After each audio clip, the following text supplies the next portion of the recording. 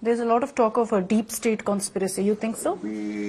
Because I am not an authority about a deep state, but definitely we have to look into it, because definitely irregularity should be looked into, and they should be corrected. Whoever has done, they should be brought to justice. There's no doubt about it. At the same time, the timing of when they had said it, when Bangladesh crisis is happening, and Adani Group saying that you have to pay your power bills, of which is close to 8,000 crores, and they went to they sought help of other countries, other developed nations. I think all this looked into it. We also, a part of me tells me you also look into it, because just don't go by this, look at the totality of it, and then you take a call. And we are committed for any irregularities happen to clear it, and whoever made a mistake, I think they should be brought to justice. Okay, you mentioned Bangladesh, and it's been making headlines in the last many weeks for the kind of atrocities being committed against the minority community, which is the Hindu community there, and the arrest now of a Hindu monk. How do you see it? Do you think there's a lack of global outrage on what's happening in Bangladesh? I think the collective thinking, I don't know, I think that we have to rewire our thinking. I think human rights is a very convenient term for people across the globe. And this, regarding Bangladesh, is not the first time. Even in 2017 or 18, I had a discussion with one of our left party senior leaders. So I was asking them, how come human right violations happens only, why it is only for one particular community? Why not any human right violation to anybody, irrespective of whether you belong to minority or majority? It doesn't matter. A violation of a human right by one individual to another individual should be condemned. Why? Unless, even if a minority representing a minority group is violating someone's fundamental human rights, I think he should be questioned, or he should be condemned. Just in the name of minority and majority, why do we do that? When secularism means law applied equally to all, it is not one-way business, it's a two-way business. Why don't you do that? That was my question. And my pain for Bangladesh was, and this country has sacrificed for their country to be found. Our blood has been spilled. Our army Jawan's blood has been spilled. We lost our lives. We gave our natural resources. And I remember Field Marshal Sam Manekshaw saying it's the most difficult battle for them, because it's against whether it was in a torrential rainy season, around in rains, they had fought this battle. And I said, we had sacrificed, we're entitled to, I think, to seek justice for them, for Hindus who left out there. And everyone talks about how minorities should be treated in India. How come no one talks about minorities, how they're being treated in Pakistan or Bangladesh? Because it's very convenient. That's what I was asking left leaders. I said, why don't you speak about in this also? So in these reasons, and I look at it, it's a matter of time it can degenerate. If something happens in Palestine, if something happens in Arab world, something happens, even a simple violation of any kind, there will be great uproar, because the collective thinking. When it comes to, because I'm not a fanatic Hindu, I'm not a mad Hindu, but I'm a very, it's like an average Hindu of this nation, who believes in human rights. But I feel, how come no one talks about Hindus? Everyone feels, they want to be politically right. But why is it politically right not to talk about Hindus? Or even in like a Bangladesh, why is it politically right not to speak? I truly, because for me, even I'm quite, it's interesting to look at my own, my companions or my fellow leaders. How come they don't talk? Because you belong to southern part of India, it does not mean that Bangladesh, you're not connected to Bangladesh, it's not our neighboring state. Or else, somehow people, no, it is not us. I say, which is yours? Then you want to go all the way to US and make money, make dollars there, and you want to wear a Bangladeshi shirt, and made by Bangladeshi workers. But any kind of mishap is happening in Bangladesh Hindus, I don't want to talk about. I go all the way to Italy. Everyone goes all the way to Italy. Everyone goes all the way to these fashion shops, like these Armanis and all these kind of shops. It is all made in Bangladesh. But that's okay for Bangladesh. Bangladesh is only for that. For so many, for me it is not that. For me, it is very deeply, it pains me. Here, a simple thing happens to an average Muslim here. There are so many people voice out. Even Hindus come out. When something is happening, Hindus are being marginalized and they're being attacked. And luckily, it's because of social media, we're able to see all the stories. And it is quite painful. If not social media, we would have never get to know. And for me, that's what amazes me. Just because you're a part of one part of southern side of Bharat, and you should not feel you're disconnected to it. That is your neighbor country. And blood has been spilled. Army blood has been spilled. When army means it represents all over the country. Every state has its own bunch of army working in Indian Army, and they had spilled their blood. And it is our collective responsibility. I think that's where I felt I want to come out of this, put this political right atmosphere, and I want to just say, okay, I believe in this. I'm feeling it is painful for me to see Hindus being persecuted there, and Swami Chinmayadas being arrested, and I felt extremely bad. And I feel whether it gives me votes, it doesn't give me votes, I don't care. It's from a peaceful man who is seeking fundamental rights being violated, Hindu society is being marginalized, being attacked, temples being desecrated. They are living in fear. I think the man is representing their voice in a very peaceful demonstration. And that man being put under sedition, they filed sedition cases on him. They're not letting him. I think it is a matter of urgency, it's a news of urgency. And it should be given the attention it needs. I think from my side, that's what I did.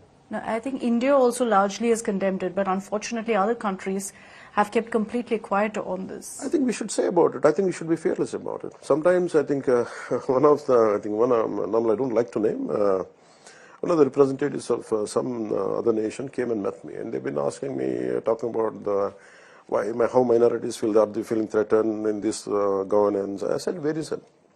In this country, a minority leader from the whole city of Hyderabad, he can give a warning. I tell you, the freedom what we have as a minorities. A minority group, the so-called, which you're saying it is minority, and one of their party leader from the Hyderabad whole city, he can give a warning to all the Hindus of this country. If police close their eyes for 15 minutes, we will show what we are capable of. Yeah. We will wipe you out. And that's the freedom we have. About in the country, in these minorities, the so-called, which you feeling that who are being, feeling feared about, in this, there is no such thing. So it's just a narrative that India is actually safe. That's what I said. This is the narrative. So you have to look into this also. Today, we are saying, I told them, I said, I'm a Hindu.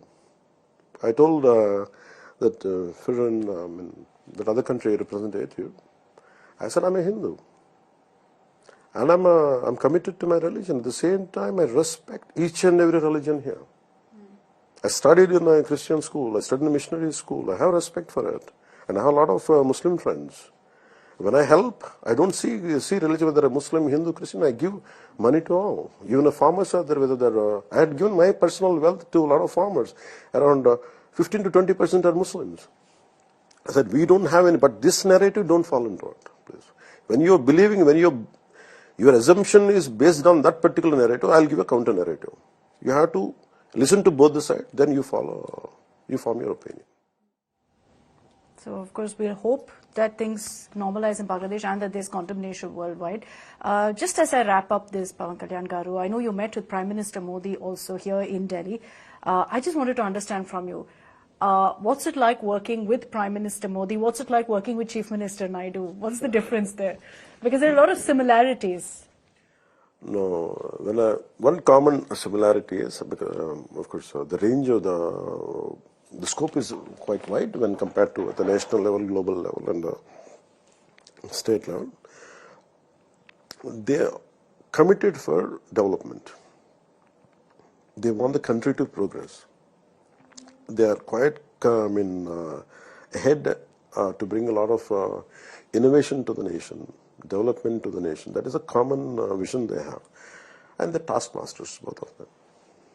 And they're politically, their vision is at a different level. And administrative insights are extremely penetrating when you work with both of them. And there is a lot to learn from both of them at a state level. And of course, Chandrababu Naidu ji is deft in handling very tough situations, political situations. And I had seen Modi ji, even also in Maharashtra also, I was quoting this about Ramdhari Singh Dinika's lines from one of his poems. Because the reason why I quoted that particular line was, that particular four-line verse was, he started as a chief minister. He never had good times.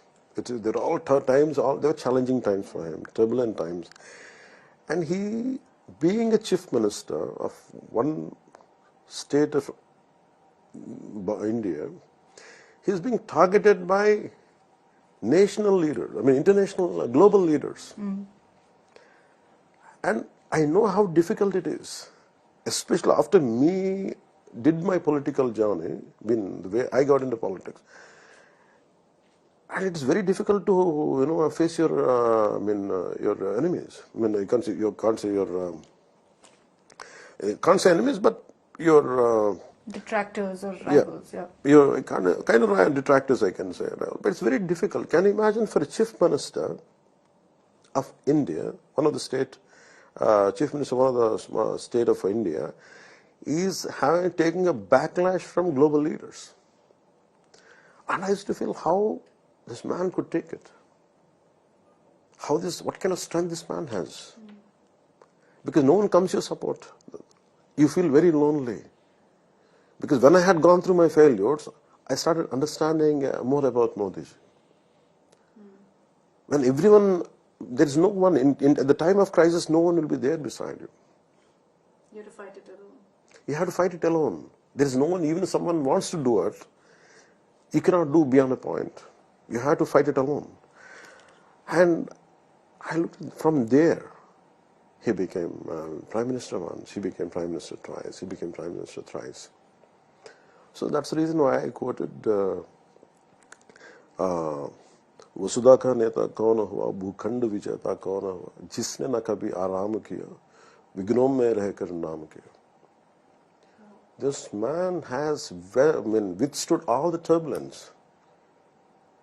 He was glorified. He came out like a beacon of hope to this nation. He stood out. Yeah. And he made a name when all the turbulence was surrounding him. That's why I respect him. Personally, I don't seek any thing from him. Other than because for me, this nation to be, because I want to say, I want Bharat is a very strong nation. We need a very strong leader, sir. You need a galaxy of leaders. Do you see yourself, however, at any point leading the nation? No, for me, see, learning from the Prime Minister. I don't really. I never thought I would become an actor. I never thought I would become a political leader. I never thought of anything. Whatever my job used to be, or even now, if any task is there right in front of me, I'll do it with my fullest ability. If I'm, because long back I learned, I was reading a book when I was in my teens. There's some simple conversation about something, and he says, there is a dialogue between God and someone. What shall I do? How do I get glory? I said, if you want to be a sweeper, be the best sweeper in the world. So for me, that's how I had it. Whatever task has been given to me, I'll try to give my best to it. It is not that I want to become something, but I want to do something good. I want to do something in a very committed manner. I was hoping that you would say yes, because I'm sure your fans would rejoice if they know that you want to become the Prime Minister. No. It is very easy to say, because I don't seek any positions or power, but I want to really committed for the betterment of the nation. I want to work for the upliftment of poor, whatever best I could do. All right. Pawan Kalyan garu, thank you so much for your time. Thank you. Thank you very much for speaking to us here on India Today.